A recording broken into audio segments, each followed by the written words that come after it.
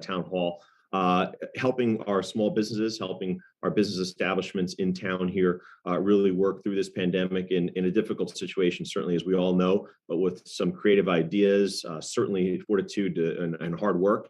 And I'm really excited that we've got individuals that are working on a volunteer basis and kind of helping do some of that work. We've got partners, if you will, in terms of a bid, and certainly you'll hear a little bit more about that if you're not as familiar. And also the state complement the work that's going on there, the tremendous work through our governor and his administration and the team that's there to kind of support our businesses and get us through this pandemic. So excited for the conversation tonight. I thank you in advance for joining us. Hopefully you pick some pieces up that are helpful. And certainly for all of you who registered, certainly I know the ones on Facebook Live and watching on TV would a little more difficult, but if you've registered for the webinar, please type in your question in the Q&A, and certainly we hope we get to that as well. I'm mindful of everyone's time. We'll keep this to an hour. We'll go through and hopefully answer as many questions as possible.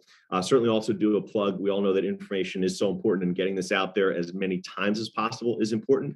I know that the bid also will be hosting something pretty similar in about a week or so. So certainly encourage you to tune into that as well, and to kind of reinforce or to hear additional information as well. So with that, it's my pleasure to kind of move through and introduce some of our esteemed panel and guests who are on today. I want to thank all of them for joining me. Amin is with us. Raj is the founding partner at Teem Ventures, an advisory group that builds digital products with corporations and startups. In addition to sitting at the helm of Teem Ventures, he generously volunteered his time to serve on our COVID-19 task force. Raj remembers that when I gave that call, and he looked at me a couple ways sideways, but said yes.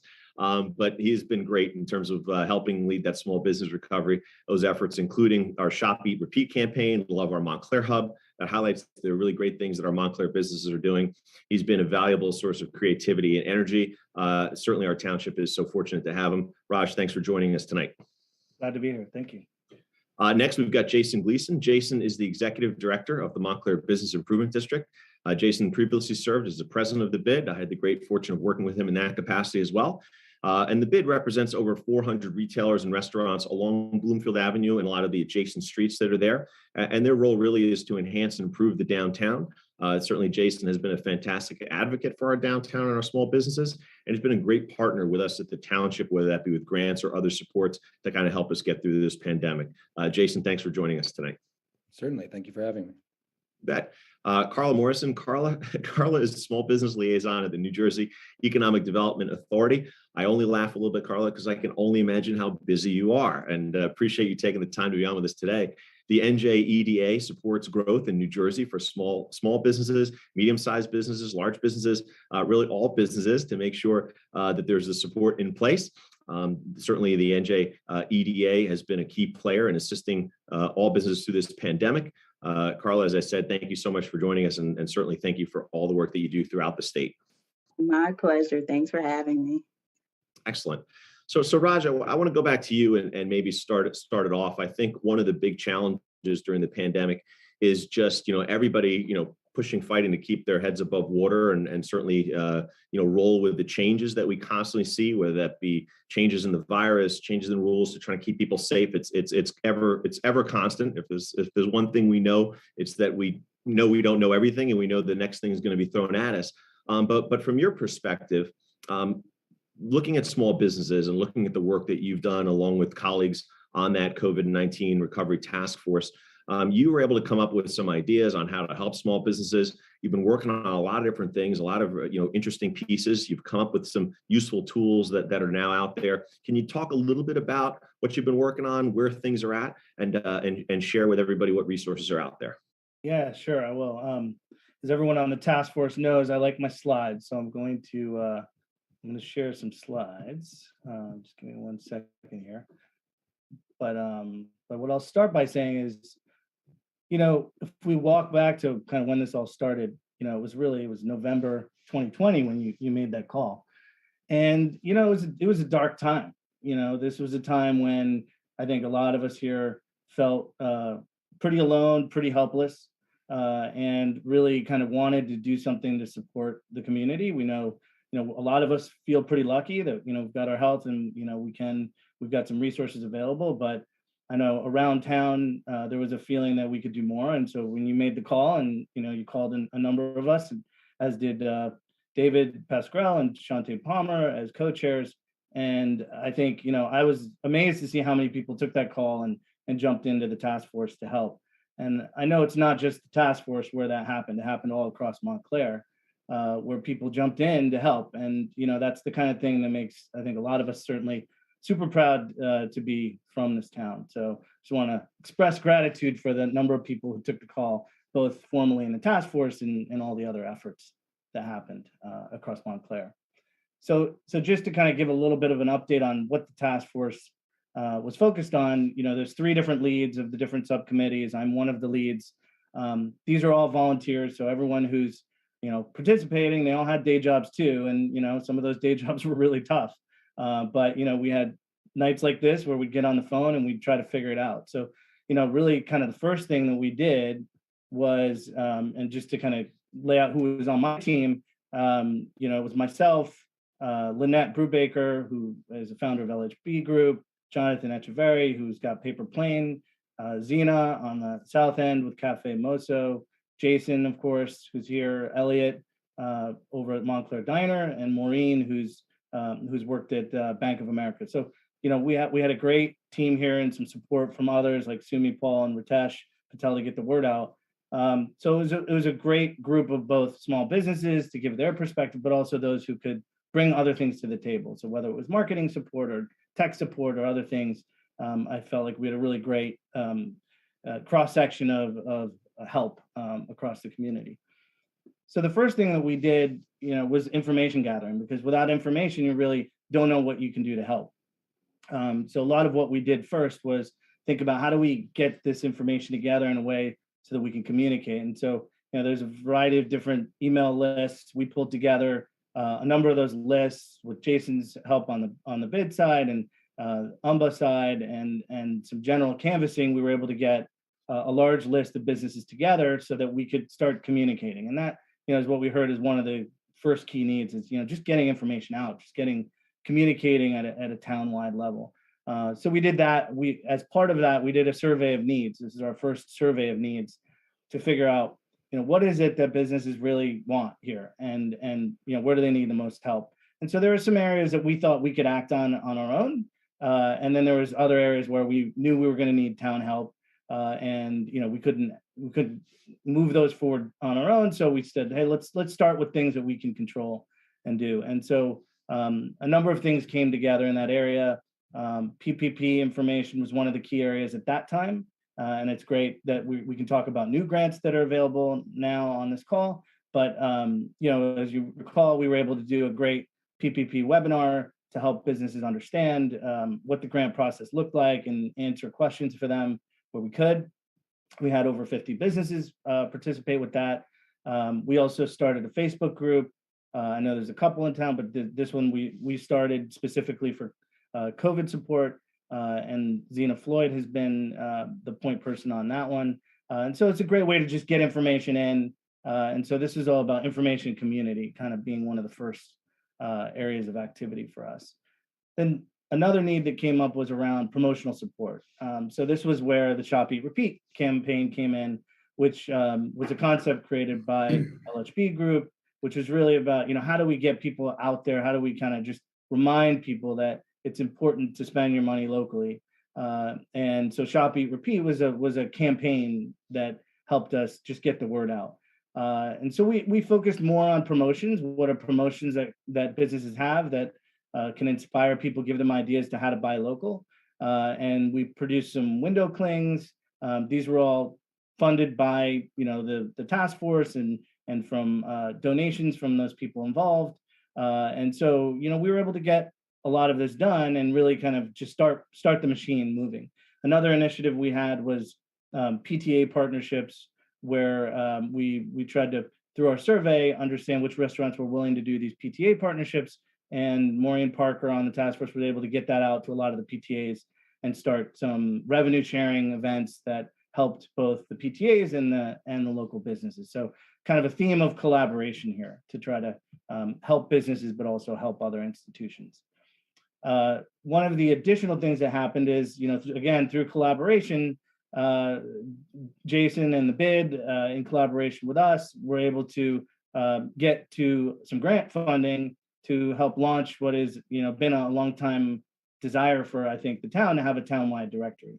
And so we were able to build this. It's called loveourmontclair.com. Sean, as you know, this was the branding that you and Peter had supported around Love Our Montclair. And so we were able to jump on top of that and leverage that branding and create a new searchable site, which is now live. And there's about 185 businesses that are listed in that, the version 1 directory that's in there. But the other part of that is really that not only does it highlight local businesses and really focus on quality, because one thing we heard from businesses is, hey, we're competing with big box retail. We don't need to always offer discounts. We're trying to offer higher quality service, a better product, and frankly, just the culture of the town is so influenced by these businesses that it's really about embracing that and supporting that uniqueness associated with all the different businesses. So we created a small business spotlight area as well, where we can highlight businesses and the uniqueness of those people who are behind the businesses. And so that launched as part of this new directory. And as part of that, of course, we had thought, hey, maybe we're through the hard part over the summer. Then all of a sudden we get hit by Ida. Then we get hit by another wave of COVID. So I don't think this is going away. I think there's always going to be a need for resources for small businesses in town to support them. And so, we've continued to collaborate across, the various stakeholders in town here to get that information out when we get it and post it on the resource area, which is updated, and the event that Jason will be putting on next week with MSU is also listed up there. So we really just thought, hey, this is a great way to get information out to businesses. So when you register there, you can also just go to the site and you'll see small business resources available there. And, so you asked about what's happening now, where are we going? A lot of the people who have been on the task force have been serving. And so we want to make sure that we, kind of refresh that and make sure that we add new people to it, new perspectives. So we're definitely going to expand the working group, and there's been some of those who've reached out already who want to be involved, which is great. We want to get the directory promoted so that when visitors come to Montclair, they know the site is there. So we've got window stickers. So if you haven't gotten one yet, you can get it from the Center Bid office. You can get it from Cafe Moso and Montclair Diner, or you can just send an email to the COVID task force, and we will get you some stickers to put up on your window, and that has the QR code that then leads to the site. And then, the second thing is really to reassess needs. So this time we've launched a survey in collaboration with Montclair State University. They've got a ton of resources available. You'll hear more about that next week in Jason's webinar. But the better we understand what the needs are, the more we can collaborate with the mayor's office, with town council, with township and MSU, and we can execute on these ideas. So there's, a lot of staffing issues coming up lately. So, can we create a job board with MSU? Are there ways that we can work with the town on parking passes for employees or temporary parking zones? I don't know the specifics of these things, which is why, we've got the constituents at the table to help figure out what's possible. And then, the other thing is really long-term.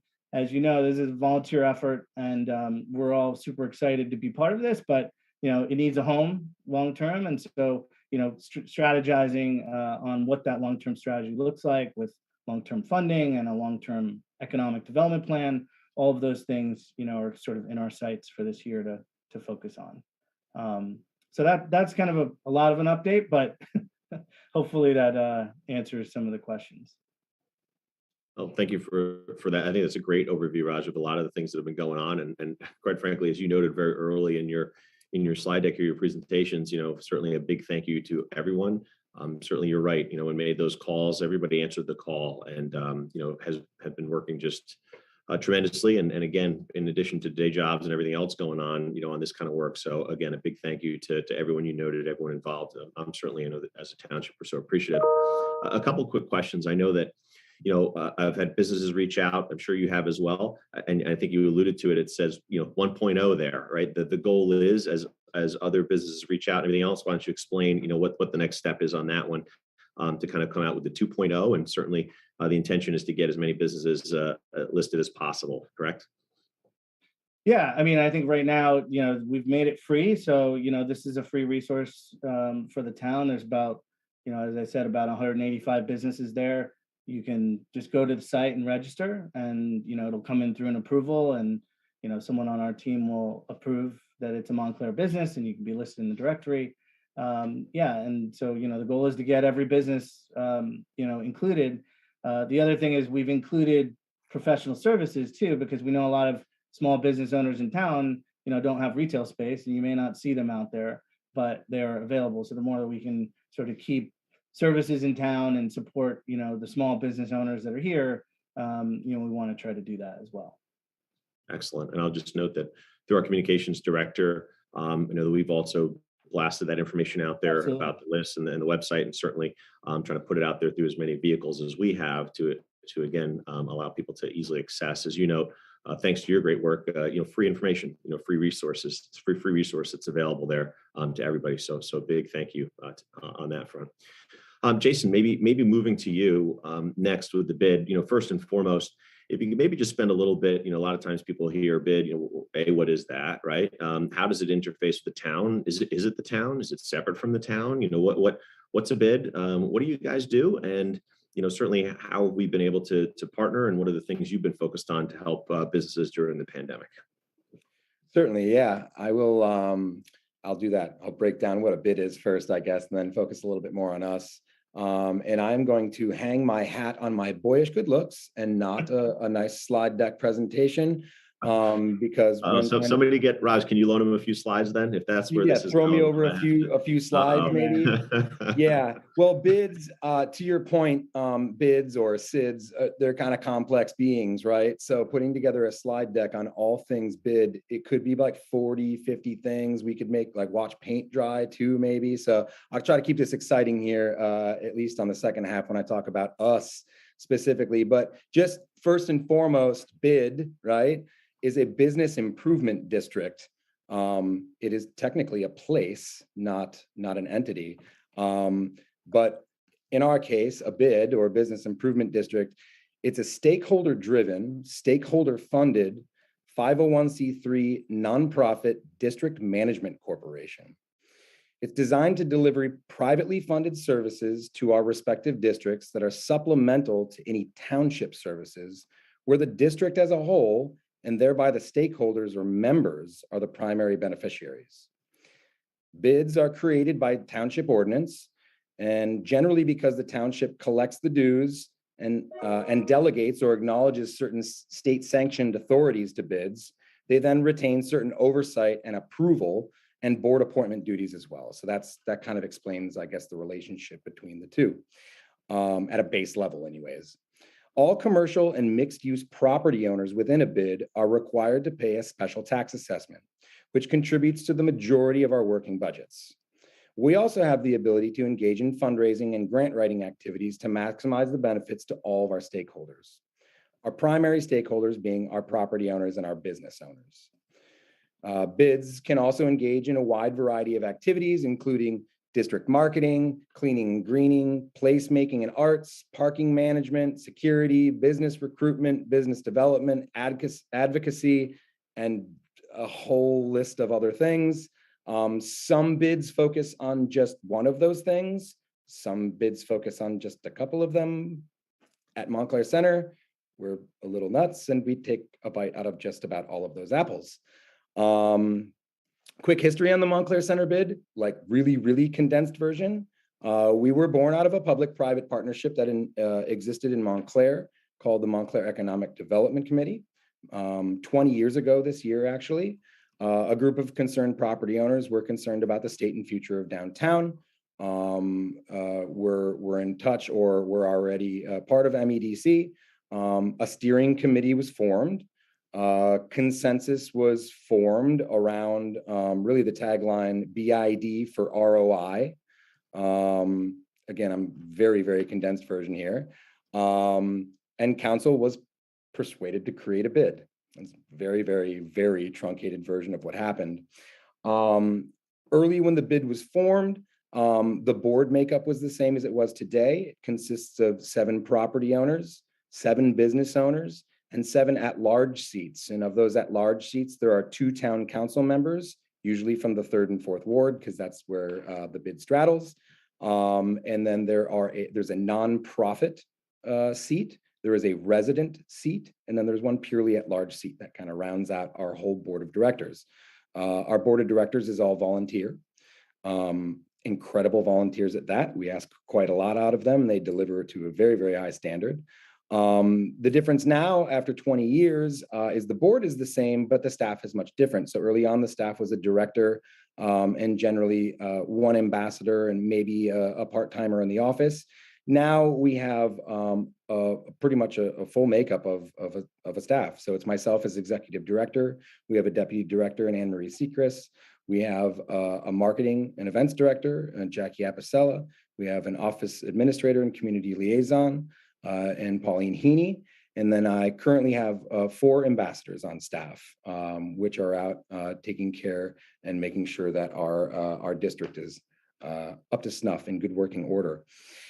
20 years later now, too, we are a GAMSA winner, which is the Great American Main Street Award. That's about the most prestigious honor that a Main Street organization or a bid can receive. It is a nationally recognized award.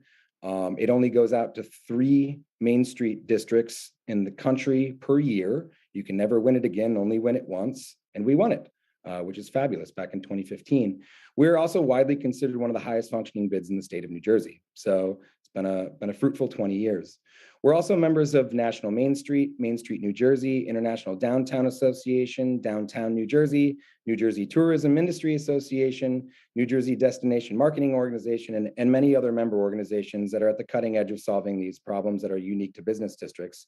And by consistently having these resources at our fingertips, we're able to proactively workshop and solve, this whole myriad of problems that face our diverse member base.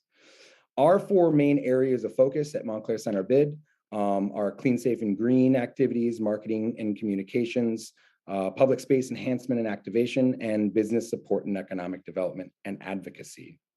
What those mean for us really is, so under clean, safe, and green, we've got primarily our bid ambassadors. Our bid ambassadors maintain the district in good working order. They remove over 10 tons of litter and excess garbage overflow, and additional sort of like cardboard and the remnants of things that you see strewn about the sidewalks per year.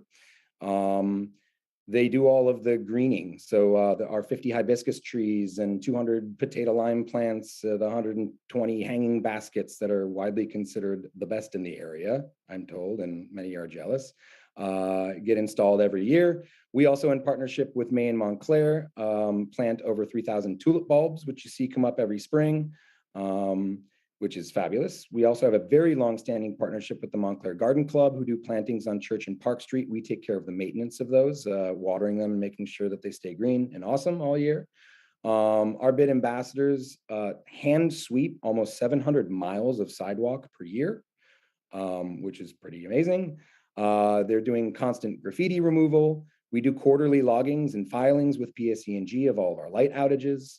We take care of snow removal and salting at all of the ADA crosswalk entrances and exit ramps throughout the entire district, and assist the township with salting and shoveling bus sheds, alleyways, and other nooks and crannies when we're available and called upon. With our marketing communications, the BID's powerhouse marketing efforts include promoting businesses, events, and services to over our 12,000 Instagram followers, 12,000 newsletter subscribers, and 11,000 Facebook followers.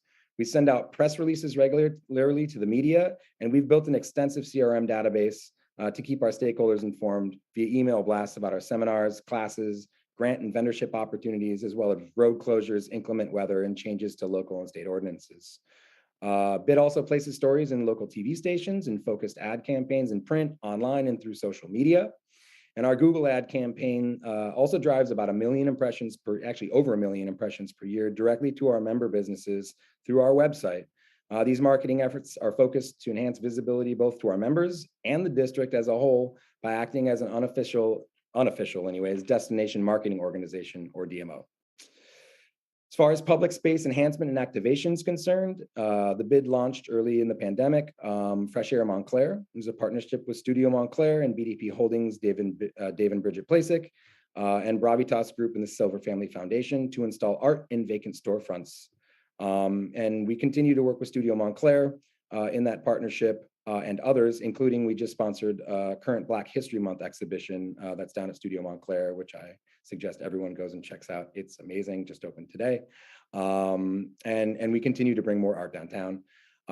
We have installed and are planning to continue installing permanent murals, or I guess you can't call them permanent, they don't last forever, but more permanent murals through our Arts Connect brand. As far as events are concerned, just last year, we partnered with Jazz House Kids and BDP Holdings to bring Jazz Fest downtown. We over 20,000 visitors. That was just last September. Going forward, we're looking to continue that partnership with Jazz Fest, but we're also working with Out Montclair on Pride Fest, AAPI on their Lunar New Year, and many other district-wide events that are soon to be announced. In terms of our business support and economic development, as an eligible district, the bid received COVID recovery funds directly from the state of New Jersey, Department of Community Affairs and Main Street, New Jersey, and we distributed over $500,000 in grants directly to business owners throughout 2020 and 2021. Last year, we had 50 new businesses open in Montclair Center, while only 16 closed. That's a really great delta. These are incredible numbers. They're indicative of a healthy district. We believe, obviously, with a little bit more support and cooperation in a few different areas, these numbers could be off the charts. And we continue to work in partnership with the township, obviously, on some of those efforts, and are hoping for some great efforts going forward into this year, especially in the spring and summer, as we're going to be looking forward to seeing some more outdoor dining and shopping come back into everybody's view. We also partner with organizations like the Montclair Public Library and their adult school, and the Feliciano Center at Montclair State University, where we present education classes and seminars to our business owners on marketing, social media, grant opportunities, business skills, building business plans, risk assessment, and business goal setting. Early on in the pandemic, we saw that we had a huge shortfall with businesses that were on e-commerce. In fact, we were well under the national average of, believe it or not, 13% of businesses that had any e-commerce presence whatsoever. We partnered with actually some of those grant funds from Main Street, New Jersey. We partnered with a really great New Jersey-based online e-commerce business called Beyond Main. That has become a very fruitful partnership for us. We now have nearly 40 businesses with full e-commerce presence, and we're very excited about how that partnership is continuing to unfold. Again, to our member businesses who have not signed up for that partnership, there are more slots available, so please contact the office as soon as possible. And then really the last one for us is advocacy. So business support for us obviously has come in this form quite often under COVID. Whether it be advocating early on in the pandemic for free parking and pickup and drop-off zones, to allowing pedlets and parklets, or asking the township to allow them, not repealing ordinances dealing with parking and zoning and such, instituting mask mandates, and just simply to opening better lines of communication so that our businesses aren't hobbled by things such as road closures and et cetera. But this also takes the form of more constructive meetings, right? Like advocating for more progressive parking management solutions, or streamlining new business construction permitting processes, signages, awnings, inspections, and what have you. We're talking real proactive partnerships is what we're looking to continually create with the township. We want to be able to recruit and greet our new businesses with a truly business-friendly atmosphere, and we know that and know that the township has our back. So all in all, I guess what I'm hearing from our businesses and businesses from around town is feeling, like they have a partnership with the township and not an adversary. And I think that we're moving in that direction. I think that's very positive. So I guess, in conclusion, this whole thing here, thanks, Sean, for setting this up, because I think this is a great setup here for us to be having this in the public. We've got 53 businesses watching this right now. I think that's incredible, right? So they're able to sort of, voice. I think I've seen a few questions come in the chat here too.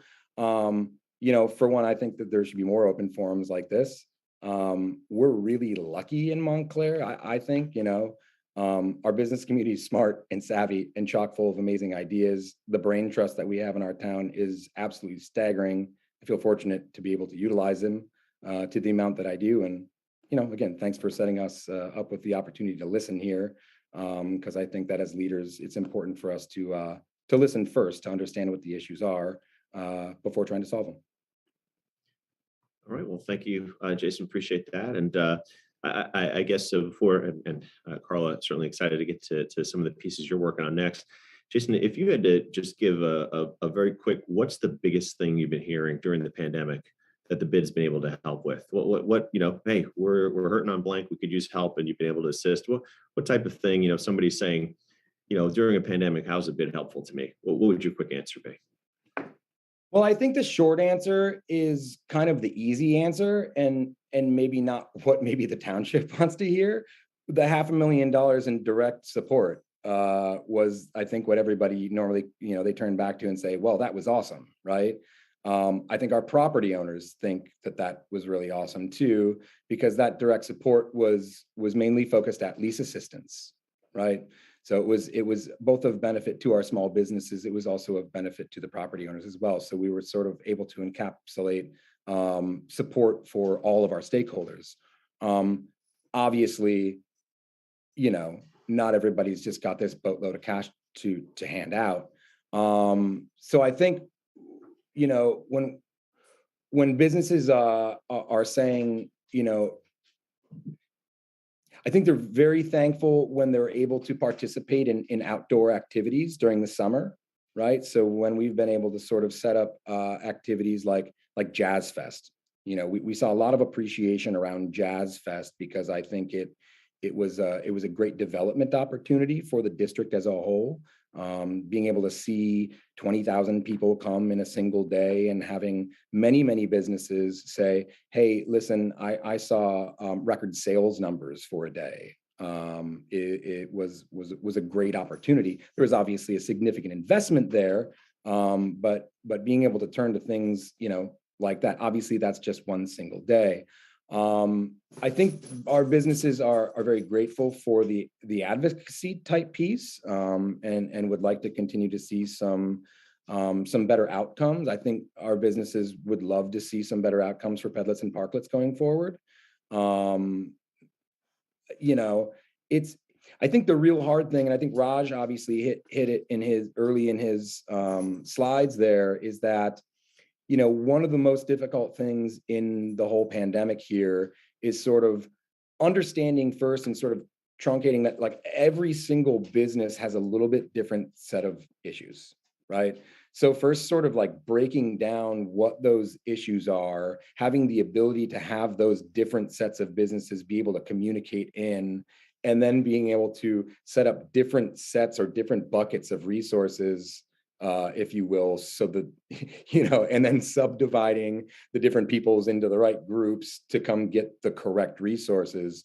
There isn't any sort of one size fits all fix. And I think, Carla, I'm sure you can attest to that as well. Because you obviously deal with many different sizes and classifications of businesses. Obviously you guys are doing, grants and funding. So that's a nice easy one, right? Because dollars make smiles and all that kind of thing. Yeah, well, I think Jason, maybe that's a perfect segue. So because, Carla, as Jason just noted, you guys at the state have had a major role, and certainly, as Jason noted, the biggest hit there, and certainly we've seen whenever the town can. Of course, we're faced with the same budget constraints that everyone is facing with COVID here, and the challenges, certainly the revenue side, not being what it has been pre-pandemic. So when there's a greater need and there's less dollars, so that's a tough combination. But certainly through the governor, you guys have been really able to come in with some of those dollars, right? Dollars are a huge piece of anything here. You know, the money is a big part of it. But also the second piece that was noted there around, you've got different businesses, you know, with different needs and offering different assistance. Certainly, even different parts of the state might have different dynamics. A township such as a Montclair that, you know, relies heavily on, let's say, you know, parking because of our robust township and downtown and business areas that were, you know, different needs, right? So how have you been able to kind of come in and offer that support to small businesses? How have you been able to tailor it where needed, town specific, business specific? And I guess probably the big one everyone wants to know too, what's on the horizon? What additional help is there, right? That you can come in right now and certainly share with us, hey, I've got this big dollar amount that's about to come to Montclair here or whatever else it is. So with that perfect setup for you, right, where you can do no wrong, Carla, can you give us a little bit of insights as to maybe where that is in the work that you guys are doing? Awesome. Well, I am very grateful to be here tonight. I've actually had some experience in entrepreneurship. I've been in finance and banking for over 20 years and an entrepreneur. So I'm grateful for the opportunity to be at EDA where I get to marry the two. I understand the plight of an entrepreneur. I used to be a restaurateur as a Subway franchisee, and I had a preschool in the past. So I get the plight that our entrepreneurs go through. And I'm grateful for the opportunity to let people know what's out there. And I just want to give kudos to the city of Montclair for BID and for your office for putting something like this out there. Because when I was a business owner, I couldn't find the money. I was always told it's here, it's there, but I didn't know where it was. So when a township does something like this and an organization such as BID offers this information, it is excellent. And so I'm sure your business owners are very grateful for that. I'm not going to share my screen because I'm noticing emails coming through from applicants, and for privacy reasons, I'm just not going to share slides tonight. But listen, if any of those have approval for Montclair for more money, put it right up on the screen. We're all go on that one. So that's all. But please go ahead. But yeah, so I'm just going to dive into the great things that we have. Our priorities are investing in people, investing in communities, making New Jersey the state of innovation, and making government work better. And so with that being our focus, we've had the opportunity to put together some great programs. They work very, very hard here at EDA. And, during COVID, we were fortunate to be able to give out over 92,000 awards to businesses, over 667 million. At this point, it's well beyond that, but that's something that we've been able to do to support during COVID. And so at this point, we're always trying to make sure that our principles are going forward. And those principles are supporting job creation, investing in innovation, providing relief for Main Street businesses, helping underserved communities, and implementing anti-corruption and oversight reforms. So our Main Street Recovery Program, which we're very, very excited about, very happy to be able to offer, is what was a $100 million appropriation for several products in New Jersey for small businesses. And for my segment, which is the small business services, as you all said, EDA, we have a plethora of programs for all different sizes business. So if I don't get the opportunity, hope someone gets the opportunity to put our website there, and then you're able to go and see what segment you fit into. But I'll be happy to put everything that I talk about tonight in the chat so that you can get directly to these programs. So you don't have to write everything down because everything I'm about to say is available on our website. But our Main Street Recovery Program, we were able to do products for grants to small businesses, loans to micro businesses, and also we have resources for lenders such as CDFIs who, help the community as well, where we directly lend to them. But tonight I'm going to focus on our grants and our loans that we have for small businesses. Now, our first initial products are a small business lease grant, which launched in October 20th. Then we will have a small business improvement grant, which will be launching in 9 days. It's launching on February 10th of this year. So we're very excited about that. And our micro business loan is coming. That's the third program, and that's coming down the line. But we're very busy with the lease grant and the improvement grant. And I don't know if anyone knows about our old lease programs, but this program is a little bit different, a lot different actually. They were able to see what worked, what didn't, and this is something that's going to live with us. So as long as we keep getting the funding, it is there. So although we launched in October and we had, upward of 1,000 applicants, it is on a first come, first served basis, but we do have the funding. The funding is still there. So if you're going into a lease in the future, thinking about it, this is going to be available for you. So you don't have to feel any sense of that you'll miss out on the funds. So our small business lease grant was a $10 million appropriation. And what we do with this lease grant is we have two disbursements. The first disbursement is made for the first annual, the total of your annual lease payments. So what we'll look at is how much you paid for the year or are going to pay for the year, and we're going to give you 20% of that back. The second disbursement is going to be for the next year, and you actually get that at the beginning of the next year. So in all, you're going to get back 40% of what you've paid annually for your lease. Now, the minimum time frame on that lease has to be 5 years. And those applicants with multiple locations are limited to one application per location. Our fee is an approval fee, which means that you don't have to put the money out and wonder if you're going to get approved. You don't have to pay the $100 fee until you are already approved. The minimum square footage for the space that you lease is 250 square feet. That's it. It just has to be at least 250 square feet. It can be over 10,000 square feet, but we will fund up to 10,000 square feet for our lease grant. Okay. And again, this information is going to be available for you to see with your own eyes as well. Okay. One of the eligibility requirements are that you have to meet SBA's definition of a small business. We will ask you to provide a current tax clearance certificate, which you can get online and which we also offer instructions online from our website. We have a checklist and we have instructions on how you can get everything that we're going to ask of you. You do have to be in good standing with the Department of Labor and Environmental Protection and certify at the time of your application that you are not in default with any EDA or state assistance.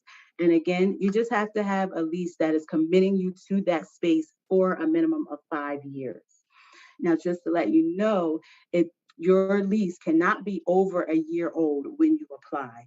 So that means that anyone who applies for this, as long as your lease is not over a year old, you are eligible to apply for this particular grant. Again, 250 square feet, don't forget that.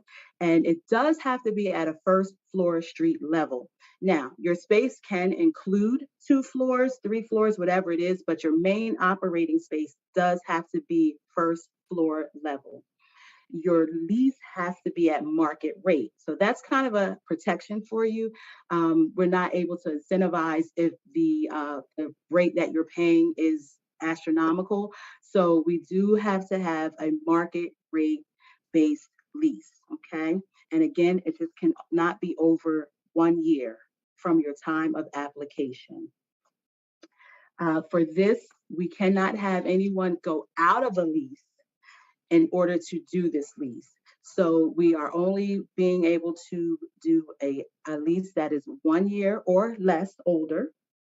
If you do an amendment and you add 250 square feet, you can apply for this grant. So if it's an amendment, it has to be an amendment that's going to be for another 5 years, but you do have to be adding space of 250 square feet. That is the only way that we can do a lease that is not brand new. And that is our lease grant. Now I'm going to talk about our improvement grant, which is coming up on February 10th. And that was a $15 million appropriation. And that's going to provide grants up to $50,000 to businesses and nonprofit for a portion of costs associated with the facade and facility improvements and the purchase of installation of furniture, fixtures, and equipment. The project has to be paid for in advance, as this is a reimbursement grant. The grants are available for projects that were completed anytime after May 9th, 2020. And the project cost has to be at least $5,000. Now, businesses and nonprofits that receive grants less than $25,000 must commit to being in their space for at least 2 years. If your grant is over $25,000, you do have to commit to being in the space that you improve for 4 years. Now, projects that cost over $50,000 are required to adhere to green building standards. And again, we'll have more information on that on our website as well. There is a limit of 1 grant per EIN for this one in particular. It also has an approval fee of $100. So again, you don't have to put the money out and wonder if you're going to get approved. You don't pay a fee until you are approved for our improvement grant. Now, the eligibility for this is reimbursement for interior or exterior building improvements, or the purchase of and installation of furniture, fixtures, and equipment. And they do have to be completed prior to the application, because there is only 1 application for this for each business. So with that being said, as long as you don't apply after 2 years of doing the work, then you'll want to do all of the work that you're going to do. The minimum is $5,000, and then you want to apply for this grant, because it's only a one-shot thing. So once you have all of your proof of what you've done and gotten done, and the proof, it could come in the form of invoices, statements, payments, cancel checks, all the proof, and then we're able to reimburse you for what you've done and improved on the business. And last but not least, the thing that everybody's talking about is our micro business loan. And our micro business loan, I don't have a date for. It's coming. I promise you it's coming. And we're working very hard on it. And that is going to be open for for-profit businesses, home-based businesses, and nonprofit entities. And the gross revenue has to be less than 1.5 million. So that's where you have to fit in less than 1.5 million in revenue for a year, and no more than 10 full-time employees. Of course, this is for New Jersey-based businesses. You do have to be in good standing with the Department of Labor and the Department of Environmental Protection. And you have to have at least 1 owner in the business that has a credit score of 600. That's it. It's not underwritten. Just 600, that's all we're asking. And it is 1 application per EIN. Now, the eligible uses for the micro business loan is operating expenses such as payroll, rent or the mortgage, utilities, marketing expenses, future inventory costs, the future purchases of equipment with installation that cannot be any more than $1,999 for the cost of installation, that is. Now, the ineligible uses for this one are rolling stock purchases, which are cars, tractors, vans, things of that nature.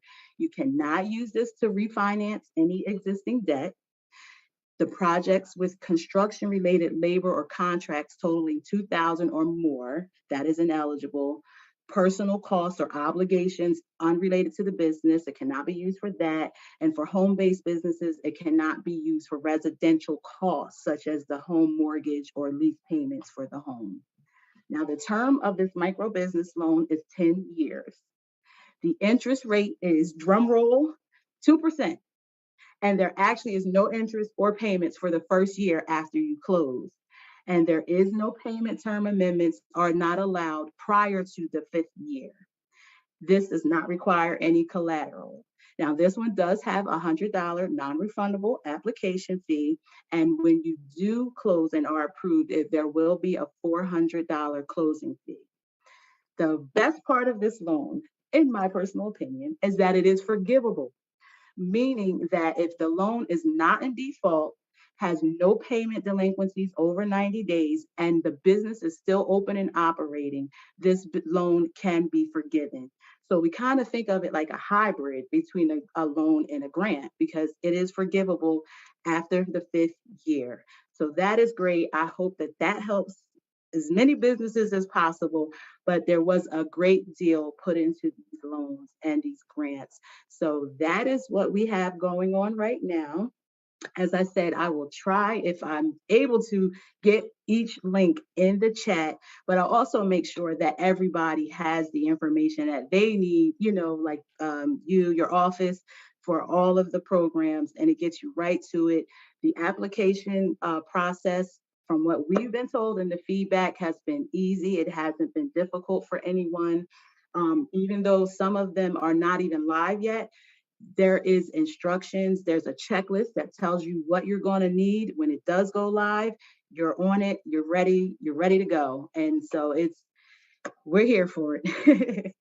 Well, listen, Carl, I think you did a great job of explaining. I think that's really one of the big purposes of this town hall, is to get the information out there, get the pieces out there that people can have as a resource. Certainly, while we are all, I think collectively, whether that be Jason or Raj or certainly us on the town side, doing all we can, we know that just the magnitude of having the state and the resources, quite frankly, to be able to come in and offer that support is huge. So really just appreciate you taking the time to kind of lay out many of the different options. I'm going to rapid fire a couple of questions at you in a second, but I'm going to give you a moment to maybe type some of that info in the chat so you can put that out there for everybody. But certainly, again, thank you to all three of you for coming on and sharing this. I kind of want to get through, and again, saying I was being mindful of time, but I want to get through some of the questions that I'm seeing and some that I've heard also. And I'll probably ask for it in a kind of rapid fire fashion. If I throw one at you, if you can give me your tight answer on what you guys think for each of these. I think we've laid out broad sense and deep dives from all three. So again, thank you. But Raj, maybe I'll go back to you. Really quickly. First and foremost, I know that one of my council colleagues, he never misses an opportunity to be on one of our town halls. He's great to always tune in, certainly. But Councilman Russo, I know, has reached out and he's always a big, as he works there, but he's always big on how can we partner with MSU. I know that's right in the wheelhouse of exactly some of the things that you've been working on through the task force. Speak a little bit about the relationship that's there, especially as we all know, with the new president that's there, laser focused on connecting with the township and broadening certainly the partnerships that are there. Where are things standing with MSU and some of the work that you're seeing and maybe some of the things you see on the horizon there? Yeah, sure. And I'll certainly ask Jason to also comment on this. He's a big part of bringing those guys into the task force when we sort of said, hey, we want to leverage some of the MSU relationships that are out there. I know that they're also involved with the bid. They're in conversations with the township about being more involved. So we've started to collaborate on, at least first, understanding what are the needs of the businesses and knowing all the resources that MSU has to offer.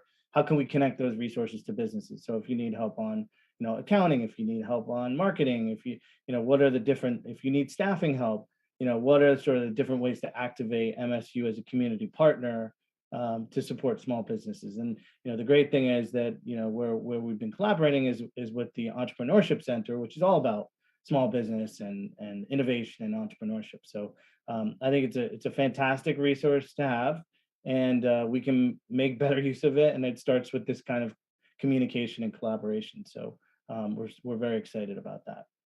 Excellent. Thanks, Raj. Really appreciate that. Jason, jump to you. Certainly seen some of the questions here, and I've often heard it. Hey, am I in the bid, or hey, I'm in Upper Montclair. Am I part of the bid, or why not? Or how do you get in a bid, or so where what does the bid that we currently have encompass? And if someone business is not in the bid, and certainly we can all talk a little bit about what they are part of, and certainly some of our organizations that exist to offer that support. But maybe there's an idea to be in a bid. But explain, briefly where's the bid, and if someone's not in a bid, what could they do?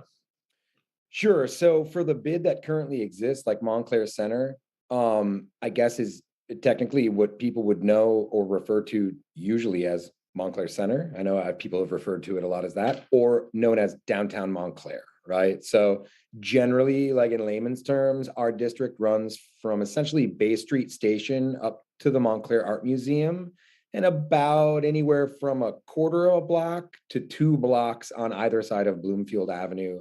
It's a very obtuse, angular kind of a district. It was formed basically it's a list of addresses that are within our district. If anyone wants to reach out to me specifically to ask if they are in the bid, I'm more than happy to go through that. And I can share my information for our office in the chat as well, just like Carla's sharing hers. If you are not in our bid, unfortunately, you are not a member, right? Or not a stakeholder of ours. And if you are in one of the other, I guess, business districts that are within Montclair, there are 6.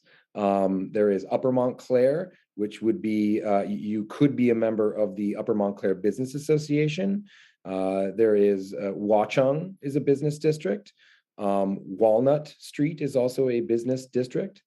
There's Frog Hollow, which is up by where sort of Tierney's and the Burger Joint and everyone's favorite bagel place is up there, and some of the other businesses I'm not supposed to promote, even though I do because I go up there quite often. Don't tell my stakeholders.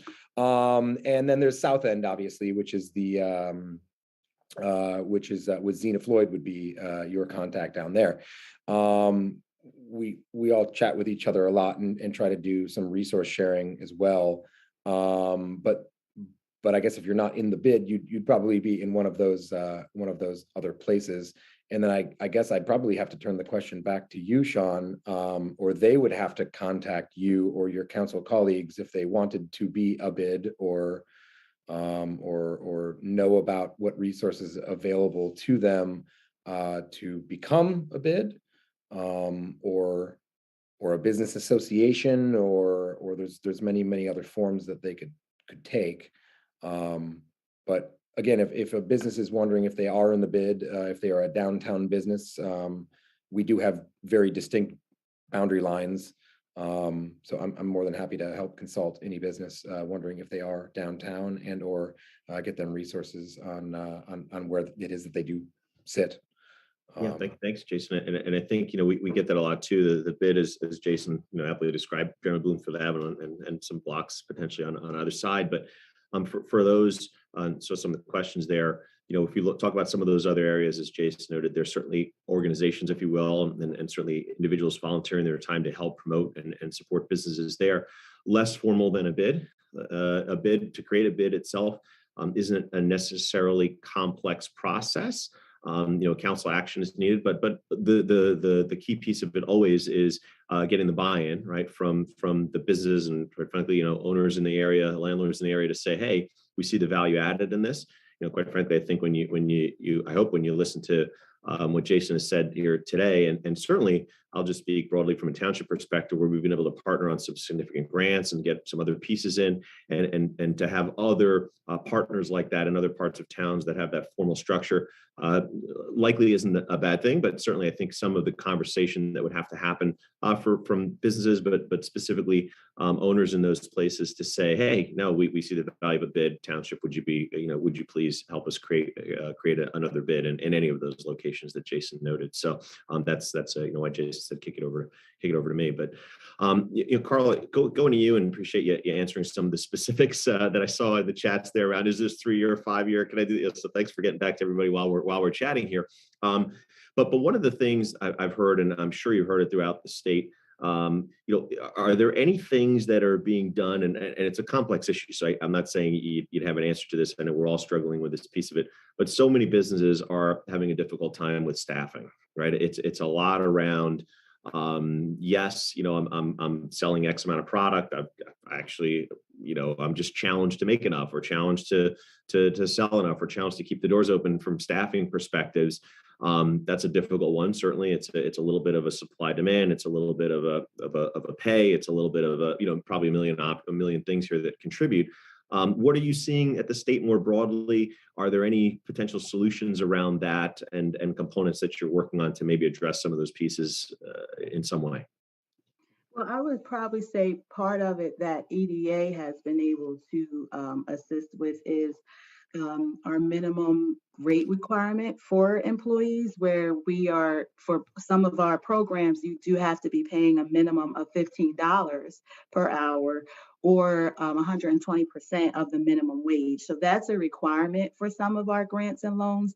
So that is enabling the business to, you're giving you funds, but we're also giving you funds that you can translate into the employees. You know, like being able to offer funds for payroll and things of that nature. That's in turn being able to help the business to attract more employees. I'm not sure if everyone or anyone's aware of the Business Action Center for New Jersey. They always have all the information for every organization. So EDA does what EDA does, but any organization that has that kind of assistance, they've been great for COVID assistance, all things business. They've been very, very helpful. And right on their website, they have, you know, like resources to say, this is what we're doing to help this problem. This is what we're doing to help that problem. And it's across all different organizations, depending on what each organization is able to do. But it's like a one-stop shop. So again, that's the Business Action Center, you know, and they've been great with stuff like that as well.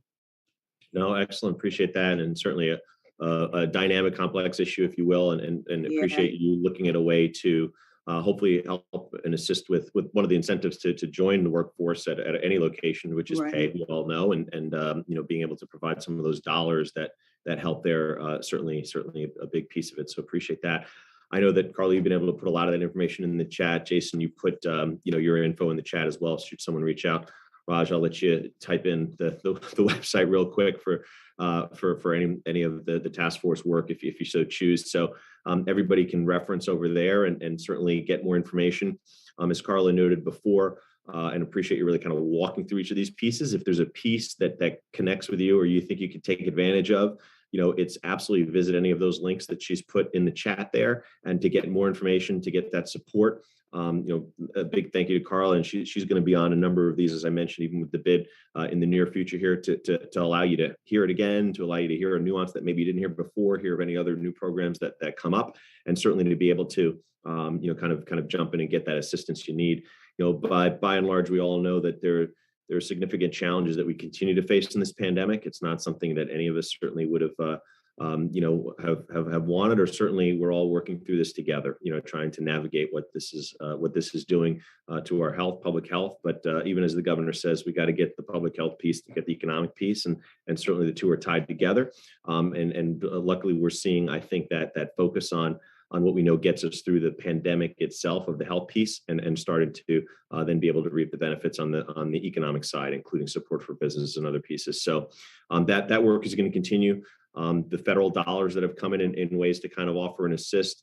I know we're all looking at ways to creatively use those dollars, even on the township side budget, you know, to, as Jason noted before, some of those very successful pieces that we've seen in the past in terms of outdoor dining and the other pieces the township has been able to support in the things that we've done.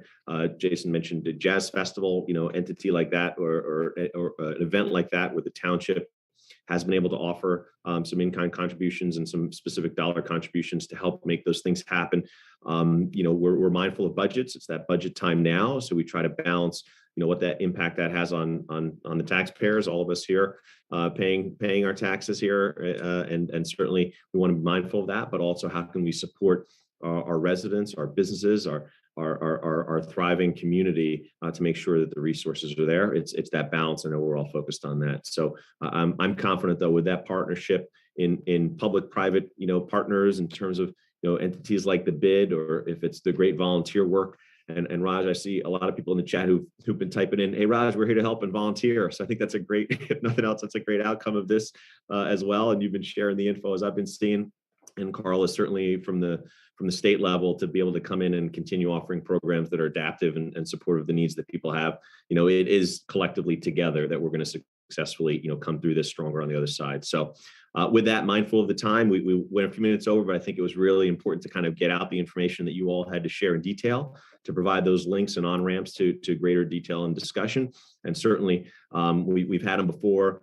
We've got others upcoming with other partners, and certainly myself, we will have other town halls. I will, Mayor, addressing these pieces and others related to pandemic and more broadly. So we'll continue the conversation, bottom line, and make sure we're offering the supports that we all can. So I'll end where I started. Big thank you to all of you. Yes, for being on, but more importantly, all the work that you're doing. And certainly on behalf of all the residents, all our businesses, we appreciate you and thank you for the work you're doing.